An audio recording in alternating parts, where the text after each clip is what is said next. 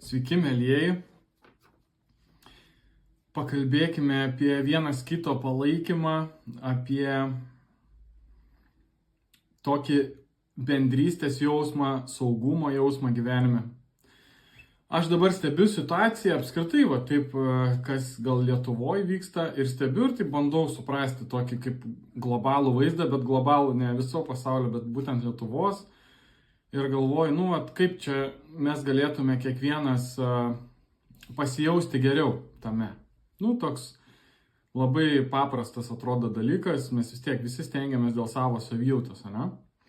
Ir dabar kas man pagrinde gal taip iškėlė šitą klausimą, šito vaizdo įrašo, kad, bendrystės tokį klausimą, tai manau, kad Lietuvoje yra didelis nesaugumo jausmas pas žmonės ir jis atėjęs istoriškai.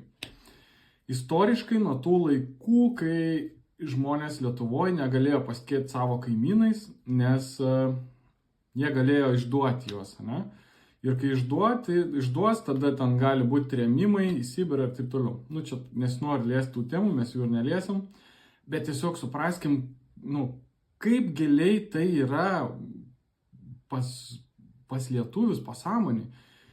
Ir yra dar žmonių, kurie konkrečiai patyrė to laikmečio, būtent šitą situaciją, bet po to jau jie perdavė tą pojūtį ir susiformavusias charakterio savybės savo vaikams ir anūkams.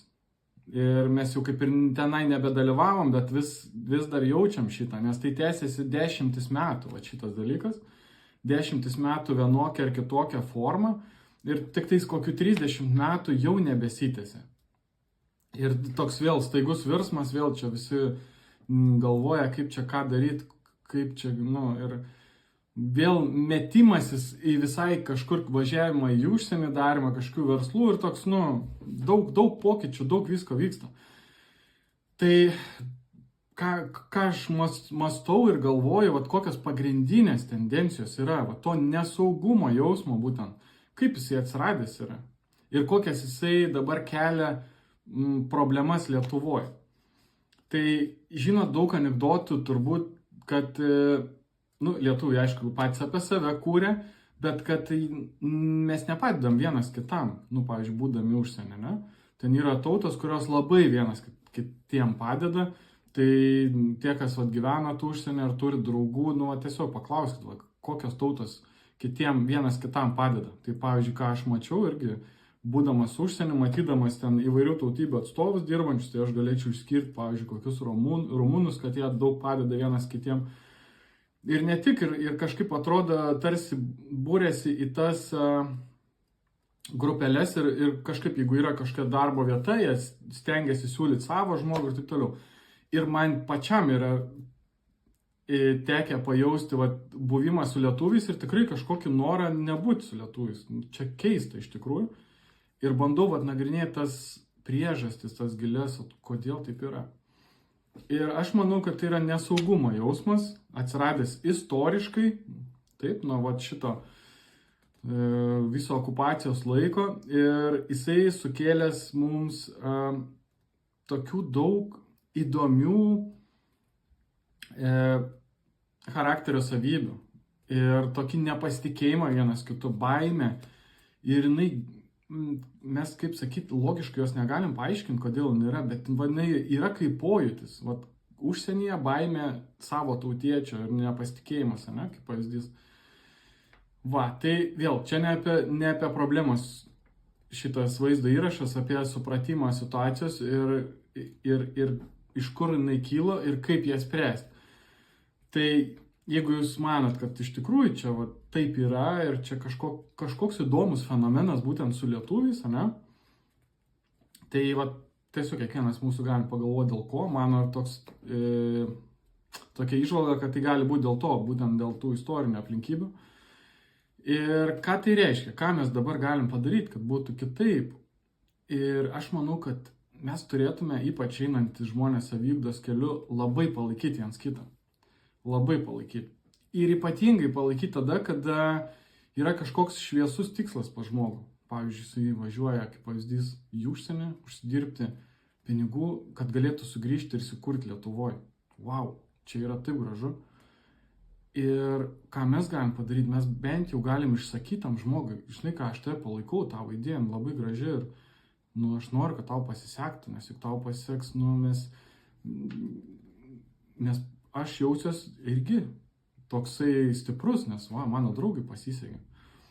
Ir jeigu mums, kaip draugų būreliai pasiseks, mes kaip draugų būrelis bus stiprus, jeigu pasiseks dar ir kitiem, tai kaip ir kažkoks gal pažįstamų ratas jausime stiprus. Ir jeigu apskritai daugumai seksis, tai mes visi jausime stiprus ir galintis ir saugus. tą tokį giluminį saugumo jausmą turėsim dėl to, kad žinosim, kad mes jeigu norim, galim užsidirbti pinigus, taupyti, įsikurti, jeigu mes turim tikslą įsikurti arba kažką kitą pasidaryti ir tarsi tas veikia. O kodėl vyksta daug tokių negatyvių dalykų, bandymų kažkaip gudrauti, ten ypač užsienį išvažiavus, slėpti kažką, nesakyti, tai grinai dėl to, kad ir yra tas pavydas, man atrodo, taip apie ką irgi žmonės šneka, jis ir kyla iš to nesaugumo jausmo, nes jeigu man atrodo, kad aš negaliu padaryti, tai aišku, kad aš pavydžiu tam, kuris gali, faktas. Jeigu aš žinau, kad aš galiu ir dar geriau, tai aš tikrai nepavydėsiu savo kaimynui, kuris tai padarė, jeigu aš tikiu, kad aš galiu daugiau, tai reiškia, aš jaučiuosi saugiai paprasčiausiai. Tai ir jeigu mes perverčiam šitą visą savo savybę, nepasitikėjimą vienas kitu, uždarumų, nuo to istorinio laiko, kai tikrai reikėjo uždarumo, kad būtų saugiam, reikėjo tokio labai įtarumo, reikėjo tokio nebendravimo ir taip toliau, tai tiesiog buvo pavojinga, įsivaizduokit, žmogiškai bendrauti atvirai tiesiog buvo pavojinga gyvybei. Tai ir tai likė, tai tikrai likė, aš taip galvoju, vėlgi, čia tikrai negalim sakyti. Tai perversti šitą galim palaikymu vienas kitam, sakyti, žinai, tu šaunuolis, gal tu, jeigu turėsi klausimų, kreipkis į mane, kažkokių pagalbos, atvažiuosiu aš tau padėti ir iš tikrųjų atvažiuoti padėti, pradėti, jeigu tai yra statybos, kažkaip sutvarkyti ant teritoriją, padėti, pasakyti, kad draugas organizuotų talką, pakviestų, kad iš vidaus pradėtų eiti saugumo jausmas pas tą žmogų, kuris bando įsikurti, bando kažką padaryti. Ir jeigu jam aplinkiniai bent po truputį kažkiek prisideda, pasąmonėje formuoja saugumo jausmas, pasitikėjimo ir saugumo. Tai čia yra tai, kaip mes galim visi kolektyviai gydyti šitą dalyką. Kolektyviai gydyti ir kurtis tą bendrumo ir stiprumo jausmą kiekvienas. Bet visų pirma, turim pradėti nuo savęs pasiūlydami kitam žmogui pagalbą. Tai jeigu dabar turit savo drauguose kažkokių žmonių, kurie nori kažkur įsikurti, turi kažkokį tikslą, žinot, kad jie siekia to tikslo, gyvena užsienį ir taupo pinigus, jūs galite tiem prašyti, sakyti, žinai ką, aš didžiuojuosi tavim ir kad tu turi tokį tikslą ir aš palaikau tave, kai tu atvažiuosi, grįši ir pradėsi kurtis, tu pakvies mane, aš tau padėsiu.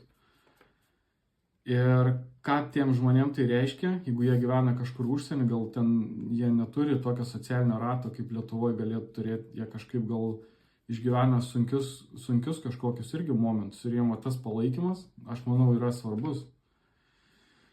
Ir jeigu daugiau žmonių palaiko, jie jau tikrai, pasąmoningai turėtų jaustis gerai, kad jų laukia, atvažiuos žmonės į talką, jiem padės kažkokius kontaktus, kažkokius žmonės suras gerus specialistus, kurie padarys pigiau, geriau, greičiau, gal kažką net nemokamai.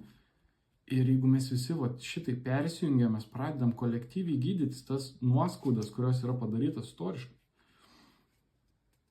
Tai manau, tai yra labai svarbu ir reikia pereiti į palaikymą vienas kitą.